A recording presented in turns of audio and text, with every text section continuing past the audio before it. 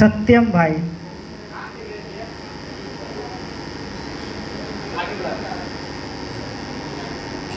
दीन बंधु भाई आसनसोल से हैं।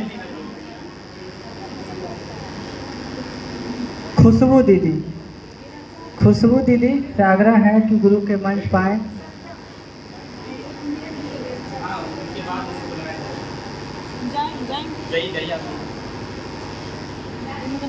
खुशबू दीदी से एक जिज्ञासा है। दया की याचना भक्ति की अभिव्यक्ति है, यह मात्र एक विचार नहीं अनुभूति है। इस पर हम शांतिपूर्वक सुनेंगे जी।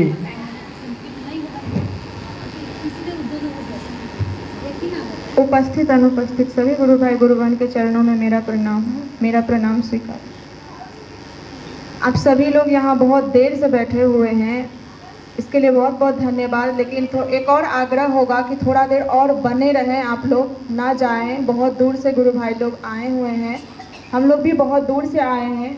मनसा यही था कि आपसे भी कुछ सुने और अपना भी कुछ सुनाएं, लेकिन समय के अभाव से दोनों तरफ से नहीं हो रहा है। फिर भी आप लोगों से कहा गया था कि आप लोगों के मन में कोई भी जिज्ञासा है तो आप उसको मंच तक पहुंचाइए। कुछ भी अगर आप अभी तक जितना सुने हैं उसमें भी आपके मन में जो भी लगा कि नहीं ये बात नहीं होनी चाहिए या यहाँ मेरा मन नहीं समझा, ऐसा क्यों है, तो आप उस चीज़ को रखते मंच तक, तभी हमें समझ में आता कि आपके अंदर क्या चल रहा है।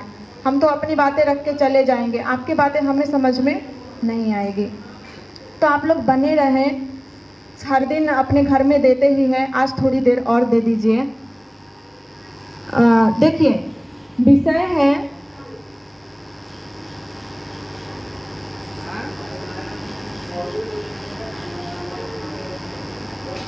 आओ चलिए शिव की ओर पुस्तक से ये विषय है। ये लाइन आप लोगों के पास सभी के पास होगा, लेकिन पढ़ते कितना है मुझे नहीं मालूम। खरीद के जरूर सभी लोग घर में रखे होंगे। साहब अपने हाथों से इसको खुद लिखे थे और इसमें बहुत बहुमूल्य चीज़ लिखे हैं शिव के बारे में। उनके कवर पेज पे ही वो लिखे हैं कि दया की याचना भक्ति की अभिव्यक्ति है, यह मात्र एक विचार नहीं अनुभूति है। पहले तो आप प्रश्न को समझिए, तभी उत्तर को समझ पाएंगे। प्रश्न नहीं समझ में आएगा तो उत्तर भी समझ में नहीं आएगा। साधारण से शब्दों में अगर कहूँ तो प्रश्न का अर्थ है कि हम आप जो अपने गुरु शिव से दया की याचना करते हैं, याचना का अर्थ होता है कि गिड़गिड़ाते हैं, उनसे मांगते हैं, एक भीख समझिए। याचिका है, हम आप मांगने का काम करते हैं। तो जो पहला सूत्र में हम आप जो अपने शिव से दया की याचना करते हैं वो भक्ति दर्शाता है, यानी हम आप भक्ति कर रहे हैं। जो पहला सूत्र में हम आप दया मांगते हैं वो एक भक्ति करने की रास्ता है, वो हम आप भक्त हैं ऐसा अभिव्यक्त करेगा, एक्सप्रेस करेगा। और ये हम मात्र हम कहते हैं कि सोचिए कि शिव गुरु है, इस चीज़ को सोचिए, केवल सोचिए। हर एक महोत्सव में साहब अंतिम में यही चीज़ बोलते थे कि आप सोच भी नहीं सकते हैं कि शिव आपके गुरु हैं। हर एक महोत्सव में ये बोलते थे। अब वो खुद लिख रहे हैं कि दया की याचना केवल एक विचार मात्र नहीं है, ये एक अनुभूति भी है। तो आप पहले इस पहलू पे समझिए कि जो हम दया मांगते हैं तो इसे भक्ति कैसे होती है। और इस चीज़ को समझने के लिए पहले हमें जाना होगा भक्त की परिभाषा में। भक्त किसको कहते हैं? जो प्रेमी है, जो ईश्वर को प्रेम करता है, जो खुद को समर्पण कर देता है। हम आप अपनी समाज में देखते हैं कि हम आप जो पूजा पाठ करते हैं, कुछ तस्वीर घर में लेके रखे हैं भगवान का, बहुत सारे भगवान का एक घर के कोना में मंदिर बना दिए हैं, जगह जगह पे मंदिर है। उसमें थोड़ा सा जैसा त्यौहार आया, जैसा दिन आया, उसी हिसाब से उसी तरीके का चंदन, उसी हिसाब से फूल, उस देवता को ये पसंद है, उस देवता को वो पसंद है, उसको ये प्रसाद चढ़ता है, उसको ये प्रसाद चढ़ता है। उस हिसाब से हम आप पूजा पाठ करते आए हैं और उसी को पूजा पाठ समझ लिए और कहते हैं कि हम आप भक्ति के रास्ते पे हैं, ऐसा हम आप समझते हैं। लेकिन वास्तविकता में ये भक्ति नहीं है। भक्त कहा जाता है प्रेमी को। जैसे बच्चा से अगर प्रेम होगा तो उसको कहा जाता है कि स्नेह है, माया करता है। जब एक लेवल में बराबर लोगों में जब प्रेम होता है तो उसको प्यार का नाम दिया गया कि लड़का लड़की में प्रेम संबंध है।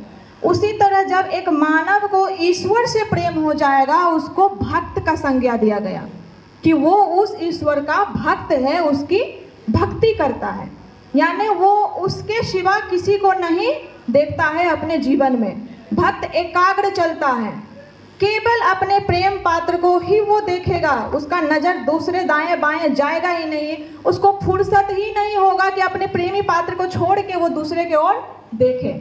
आप उदाहरण में ले सकते हैं हनुमान जी को। हम आप पीपा सिंदूर भी करते हैं, कि हनुमान जी को चढ़ाते भी हैं, और इसकी कहानी भी हम आप सबको मालूम है।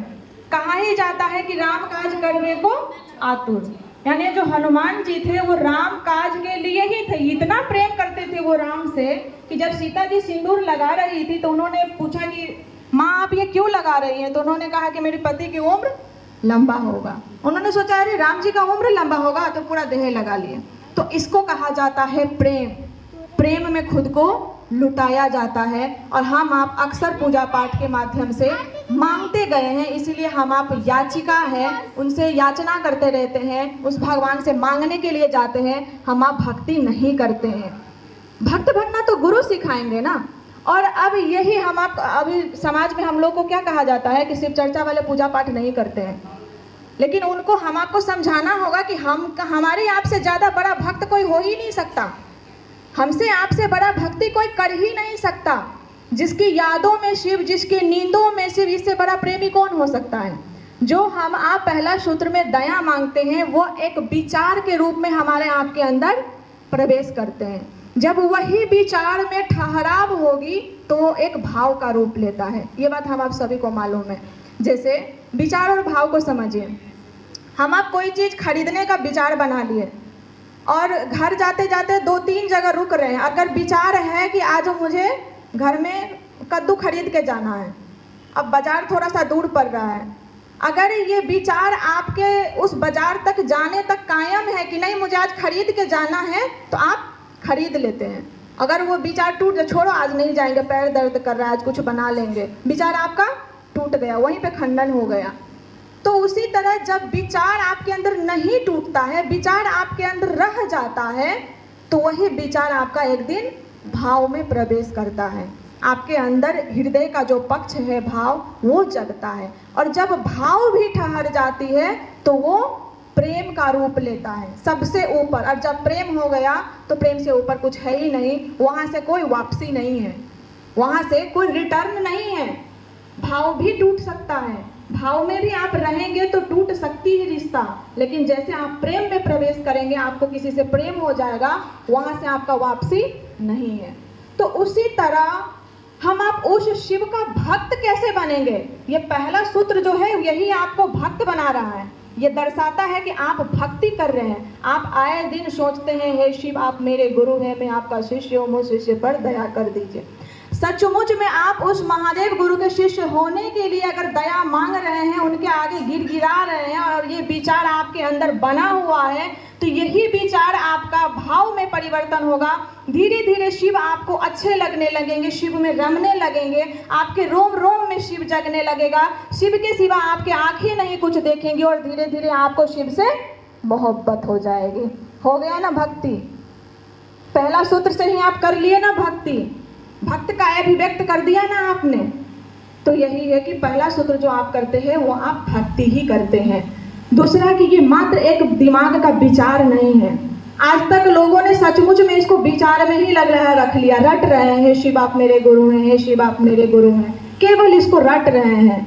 अगर इसको नहीं रटेंगे और इसमें सचमुच में इसको समझने के लिए, या जिस प्रयोजन से ये सूत्र आपको दिया गया है कि आप शिष्य होने के लिए गिड़गिड़ाइए उनसे कि महादेव आप कैसे गुरु हैं, क्या दया मांगने के लिए केवल यही 3 वाक्य बोलेंगे और कुछ नहीं बोलेंगे कि हे शिव आप मेरे गुरु हैं, मैं आपका शिष्य हूँ, मुझ शिष्य पर दया कर दीजिए। इसके अलावा मैं अपने महादेव से कुछ नहीं कह सकती, बहुत कुछ कह सकती हूँ, लेकिन हम आप अपनी महादेव से बात ही नहीं करते हैं। केवल इस 3 वाक्य को रट लिए हैं, घोल के पी लिए हैं। अरे इसके अलावा भी अपने महादेव से बात करिए ना।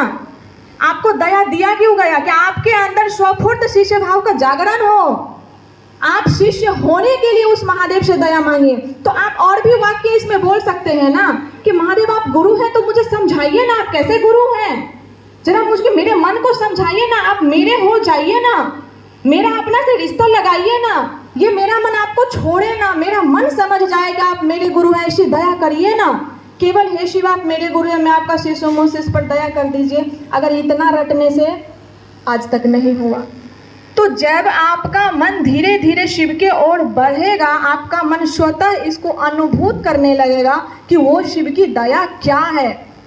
अभी तक आप कई लोगों ने सुना है अभी मंच से कि किसी का कुछ ठीक हो गया, किसी से कुछ ठीक हो गया, उसी को दया समझते हैं।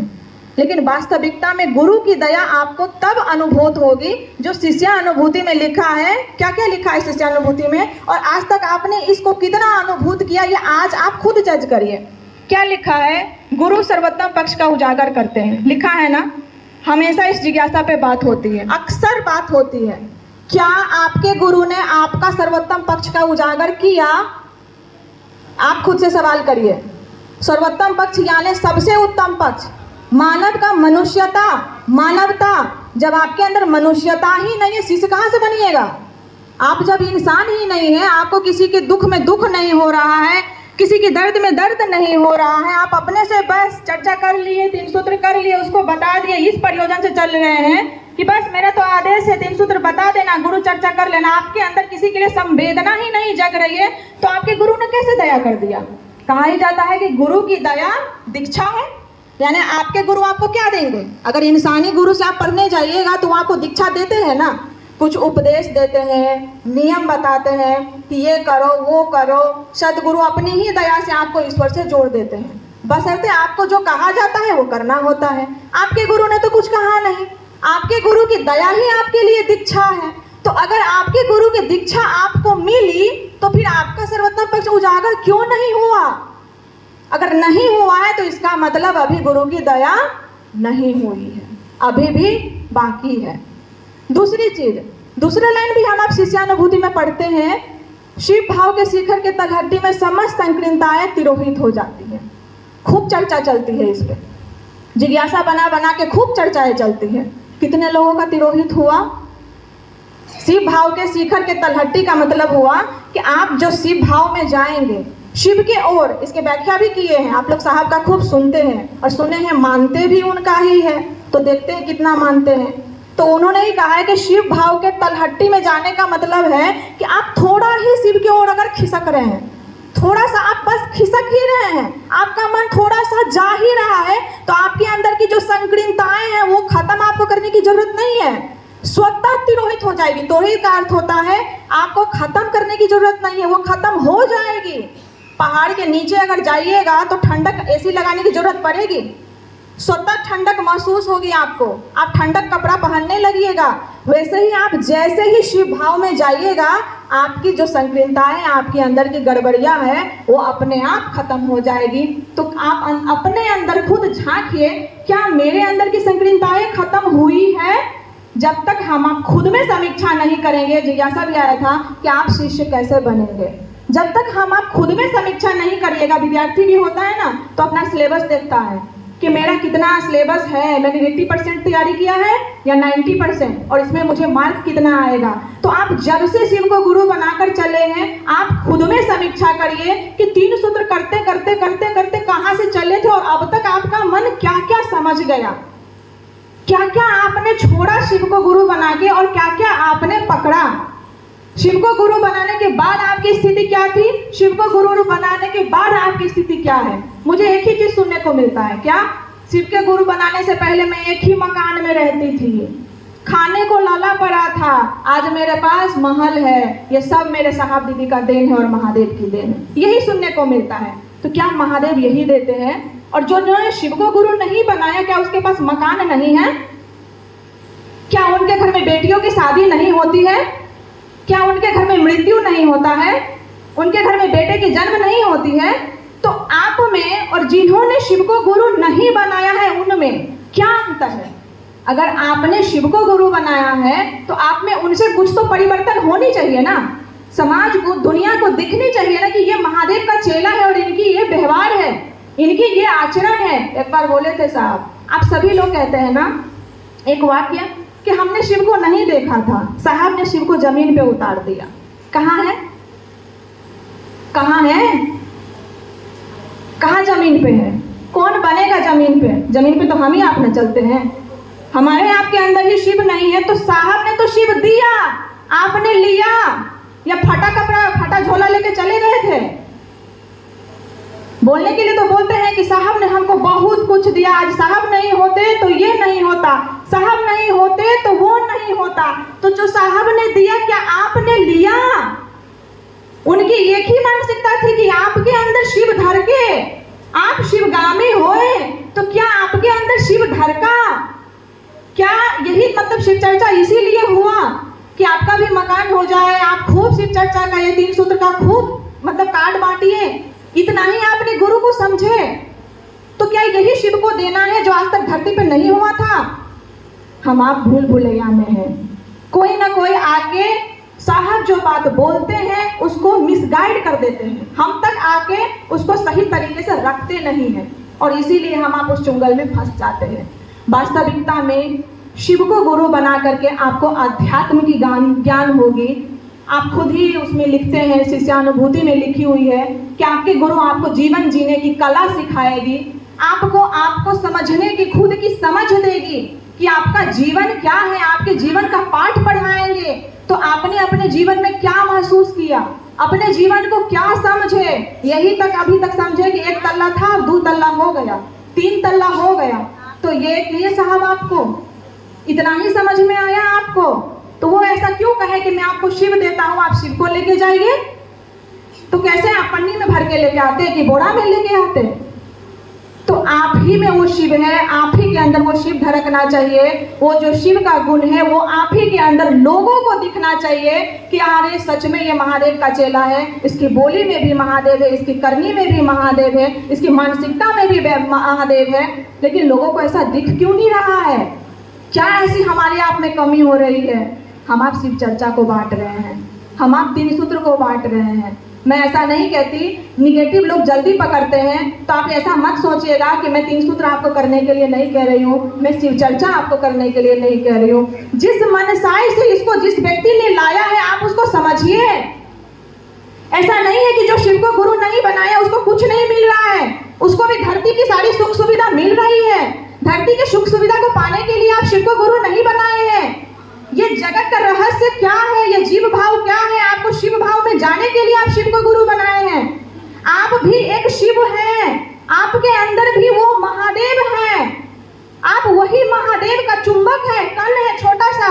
साहब की बानी तो सुनते हैं फिर समझते क्यों नहीं है? वो बोले थे ना कि तुम चुंबक का कण बन जाओ, तो क्यों नहीं बन रहे हैं? वो महादेव बड़ा चुंबक है, आप अपने अंदर छोटा सा चुंबक का कण नहीं धड़का सकते हैं, वो बड़ा सा चुंबक आपको खींच लेगा। आपके अंदर वो चुंबक का कण पहले से है जो सोया हुआ है, उसको जगाने की रास्ता है शिव की शिष्यता।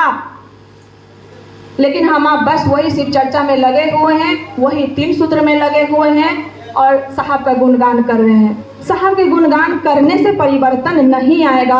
शिव को गुरु मानने से, शिव को गुरु समझने से, जिस दिन आपके अंदर शिव दिखाई देगा, आप शिव की झंडा लहराते हुए दिखाई देगी दुनिया में, परिवर्तन तब आएगी। साहब इसमें खुश नहीं है कि आप मन से साहब का नाम 75 बार ले लिए, बोलिए खुश हैं? आप साहब का नाम मन से 100 बार ले लीजिए, क्या साहब खुश हैं उससे? सब जानते हैं किससे खुश हैं, क्या चाहिए था उनको, क्या चाहत थी उनकी। कितने लोग खड़े हुए उनके चाहत पे कि नहीं नहीं मैं एक डर है उनसे। अगर उनसे मोहब्बत है, अगर कहते हैं कि मेरे साहब ये है, मैं तो डर है साहब से कि नहीं मैं ऐसा नहीं करूंगी, मुझे डर है, क्या पता मेरे साहब को चोट पहुंच जाए, उनको दुख लग जाए। ना तो गुरु से डर है ना उनसे डर है, पर कैसी मोहब्बत। तो उन्होंने जो कहा वो हम आप नहीं कर रहे हैं। कुछ ऐसा करिए, कुछ इस तरह महादेव को लोगों के दिल में धड़काइए, इस तरह महादेव का आदमी बनिए कि वो आज शरीर में नहीं है, जहाँ भी है, जैसे भी है, जिस स्थिति में है, उनको एक भरोसा होना चाहिए और वहीं से ताली बजाए कि अगर धरती पे फलना है कोई जो महादेव का झंडा लेके खड़ा है। आज मैं धरती पे नहीं हूँ, फिर भी कोई है जो महादेव का मसाल लेके खड़ा है। ऐसा क्यों नहीं बन रहे हम आप? उन्होंने तो चाहा कि आप महादेव का आदमी बने, तो क्या हम आप महादेव का आदमी बने? क्यों भैया दीदी का आदमी बन के रह गए हैं? किस लिए? ना हमें गुरु का डर है, ना हमें साहब दीदी का डर है, फिर डर किसका है? किसके चेला बन गए हैं हम आप? फलना जगह पर आयोजन हो रहा है, अरे फलना आ रही है, रोको मत आने दो, फलना ऐसा करता है, फलना वैसा करता है। यही शिव की शिष्यता, यही हमारे आपके गुरु ने सिखाए हैं। चर्चा नहीं सुने हैं साहब का कि मरुस्थल में भी कोई व्यक्ति अगर कहेगा कि हे शिव आप मेरे गुरु हैं, तो सीधा उसका बॉस मैं हूँ। फिर डर कहाँ गया आप लोगों का? कहाँ है आप लोगों का डर? फिर कैसे रोकने चले जाते हैं? फिर कैसे जहाँ महादेव की बात होगी वहाँ पे अड़चन पैदा करने चले जाते हैं? आपकी रातों को नींद में शर्म नहीं आती कि जिस हरिंद्रानंद का नाम मैं मंच से लेती हूँ उसी की बात को मैं काट देती हूँ? उसने कहा था ना कि आप महादेव के काम में अगर अड़चन डालिएगा कहीं से भी कोई भी तो मैं नहीं बख्शूंगा। फिर भी नहीं डर होता है? क्यों अड़चन डालते हैं? क्यों ऐसा काम करते हैं? उन्होंने कहा शिव की शिष्यता को इतनी आसान बनाइए कि लोगों को ये लेने में बहुत आसानी लगे। आप सहयोग करिए। हम करते हैं सहयोग? नहीं, मेरा पैर पीछे ना हो जाए, पर काट देते हैं सामने वाले को चलने की। और आप जो नए लोग हैं, आप लोग आगे क्यों नहीं बढ़ते हैं? आप पुराने लोगों को इतना महत्व क्यों देते हैं? आप खुद आगे बढ़िए ना। आपके अंदर आपके आप है और आपके गुरु है, उसके बीच में कोई है? आप भी कहते हैं हे शिव आप मेरे गुरु है, मैं आपका शिष्य हूँ, शिष्य पर दया कर दीजिए। वो भी यही बात कहती है, वो बहुत चर्चा में जाती है, आप चर्चा में नहीं जाते हैं, तो इसका मतलब थोड़ी है कि वो ज़्यादा बड़ा हो गया। खेला यहाँ भाव का है। गुरु भाव देखते हैं, कौन कितना चर्चा में दौड़ता है ये नहीं देखते हैं। आप में जितनी क्षमता है, आप में जितनी ताकत है, किसी में नहीं है। वही 3 सूत्र उसके लिए भी आया है, वही 3 सूत्र आपके लिए भी आया है। वही महादेव उसका भी है, वही महादेव आपका भी है। और इसमें कोई बड़ा नहीं है, कोई छोटा नहीं है। आप अपनी ताकत को कब पहचानिएगा? सबसे ज़्यादा शिव चर्चा में गुरु बहनों की भीड़ होती है और सबसे ज़्यादा बेवकूफ गुरु बहनों को बना देते हैं। पहले गुरु भाई बनाया करते थे, अब गुरु बहनें भी बनाने लगी हैं। बॉस बन जाती है अपने एरिया के। अब मुझे पूछो, मुझसे पूछ के चर्चा रखो, फलना को चर्चा में एंट्री नहीं करने देंगे। ये शिव की शिष्यता है? डर नहीं है महादेव का? तो मतलब ना महादेव को बाबे के रूप में सम्मान दिए, ना महादेव को गुरु के रूप में सम्मान दिए। कैसा चेला है हम आप? आपको अपने गुरु को समझना चाहिए। आप शिव के ओर चले हैं और सचमुच में अगर कहते हैं कि साहब से मुझे लगाव है, मुझे नहीं पता, लेकिन बोली में मैं सबकी सुनती हूँ, सबकी सुनती हूँ। अब धर धर आँख से आंसू भी बहने लगता है साहब के नाम पे, धर धर चढ़ आंसू बहने लगता है साहब के नाम लेते ही। लेकिन करनी में सारा वो काम करेंगे जिससे उनको तकलीफ होता है। एक भी काम नहीं करेंगे जिससे उनको खुशी मिलती है। एक भी ऐसा काम नहीं करेंगे कि वो व्यक्ति मैं पीछे रहूं और वो व्यक्ति आगे चले। किए हैं कभी ऐसा? ऐसा करिए ना। वो जहाँ रहेंगे वहीं से ताली बजाएंगे। आपके नाम लेने से खुश नहीं होंगे वो, भले आज मेरी बात आपको तीखा लगे। 2 गाली दे दीजिएगा, मुझे नहीं फोड़। मैं अपने मुँह चमकाने नहीं आई हूँ, अपनी तारीफ लेने नहीं आई हूँ। एक ही मनसा से आई हूँ कि आपके अंदर जो ताकत है आप उसको पहचानिए। आपको चर्चा वाले बेवकूफ बनाते हैं। आपने शिव को गुरु बनाया है किस लिए? ताकि आपको इंसान से ठगना ना पड़े। इंसान बाबा है ना, बहुत सारे गुरु हैं, है कि नहीं है? गली गली में गुरु बैठा हुआ है, अपना अपना आश्रम खोल खोल के। शिव को गुरु क्यों बनाए? क्या कहा था शुरुआत में? हे शिव को गुरु बनाइए ना, शिव नहीं ठगेंगे। सदगुरु तो अब बिजनेस पे आ गया है, सदगुरु तो ठग लेते हैं। इंसानी गुरु बाबा सब ठग लेते हैं। अब शिव चर्चा में गली गली में बाबा है, जो शिव चर्चा में चल रहे हैं गली गली में बाबा हो गए हैं। बचिए। आप चाहे शिव चर्चा में हो या शिव चर्चा से बाहर हो, अगर ये इंसान से जुड़िएगा तो आप ठगाइएगा। आपके साहब ने आपको कुछ नहीं कहा। क्या कहा? कि आपके गुरु शिव है, आप शिव से जुड़िए। जिस दिन आपके दिल से आवाज उठ जाएगी कि शिव मेरे गुरु हैं, मैं मोहर लगा दूंगा कि आप शिव के शिष्य हैं। फिर अपनी कद को क्यों नहीं पहचानते हैं? शिव के शिष्य होने का लालच क्यों नहीं जगाते हैं कि मैं महादेव का चेला बनूं? बेटा बेटी को जब सरकारी नौकरी मिलता है उस पोस्ट की कदर है आपको, डॉक्टर की पोस्ट की कदर है आपको, इंजीनियर की पोस्ट की कदर है आपको। एक महादेव का पोस्ट ही आपको छोटा लगता है? जो महादेव ये पूरी दुनिया को चला रहे हैं, जो सबका नियंत्रक है, उसके बिना एक पत्ता नहीं हिलता है। यहाँ बैठे बैठे बटन ऑफ कर देंगे, यहीं खत्म हो जाएंगे। लेकिन ना उस महादेव की ताकत को समझ रहे हैं, ना उस महादेव के चेला होने की ताकत को समझ रहे हैं। कितना बड़ा औहदा आपको दिया, कहा तो जरूर देते हैं, साहब नहीं होते तो ये नहीं होता, साहब नहीं होते तो, अरे क्या दिया उन्होंने आपको और आपने क्या लिया? वो शिव बनाना चाहे आपको, कहाँ चल दिए? क्यों नहीं ले रहे हैं? और ये एक ही चीज से छूटेगा। जब एक चीज छूटेगा तो दूसरा चीज भारी होगा। शिव को पकड़िए, केवल शिव को। और कोई आपको जरूरी नहीं है, किसी के पीछे मत भागिए, किसी के पीछे नहीं। आपके गुरु हैं, आप अपने अंदर से आवाज दीजिए, अरे वो गुरु है तो वो पढ़ाएंगे ना भाई, मैं किसी गुरु भाई गुरु बहन से क्यों पूछूंगी, उनके पीछे पीछे दुम हुला के क्यों चलूंगी? जब मेरे गुरु मुझे पढ़ा सकते हैं, आपको नहीं पढ़ाएंगे? आप पढ़ते नहीं हैं, आप बेईमानी करते हैं। गुरु सामर्थ्यवान हैं आपके, आप पढ़िए ना। हम यहाँ रोज रोज नहीं आएंगे, 24 घंटा का सफर तय करके आए हैं आपके बीच में, आपके मोहल्ले में, आपके गली में मैं नहीं आऊंगी दोबारा। लेकिन एक ही विनती करती हूँ, आपके और आपके गुरु के बीच में कोई नहीं है दीदी। वो हरिंद्रानंद को धक्का मत मारिए, उसको धक्का मत मारिए।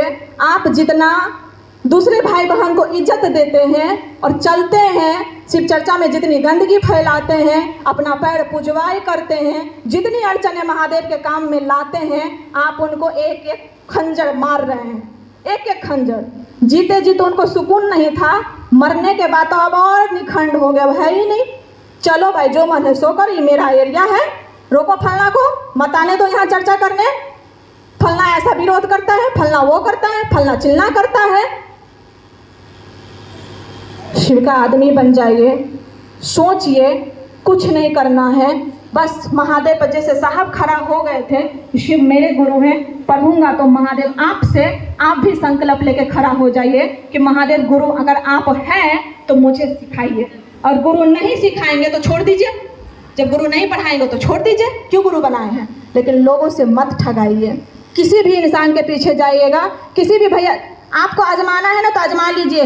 जब तक आप उसकी बात मानिएगा, जो आपका हेड और मुखिया बनी होगी आपके मोहल्ले में, जब तक आप उसकी बात मानिएगा, खूब सुंदर, जिस दिन आपकी गुरु आपको जगा देंगे और आप अपनी मर्जी चलाने की शुरू करेंगे ना, महादेव पर चलने के लिए, कट सीधा सीधा आपको काट दिया जाएगा। तो इंसान को मत पकड़िए, चाहे शिव चर्चा हो, चाहे शिव चर्चा से बाहर हो। आपकी मंजिल शिव है, आपको किसी व्यक्ति ने शिव को देने आया था, और आज वो शरीर में नहीं है, कोई नहीं देगा। फिर से दूसरा हरिंद्रानंद जन्म लेके नहीं आएंगे और आपको आध्यात्म की पाठ नहीं समझाएंगे। ये आध्यात्मिक रास्ता है, बहुत सुंदर। इसको पाने के लिए जप करते हैं, तप करते हैं, वन में जाते हैं, शरीर छोड़ देते हैं, घर छोड़ देते हैं, परिवार छोड़ देते हैं, और आपको सब कुछ करते हुए मिल रहा है ना, इसीलिए इसके महत्व समझ में नहीं आ रहा है। यही तो वाणी के साथ आप सभी के चरणों में मेरा प्रणाम स्वीकार।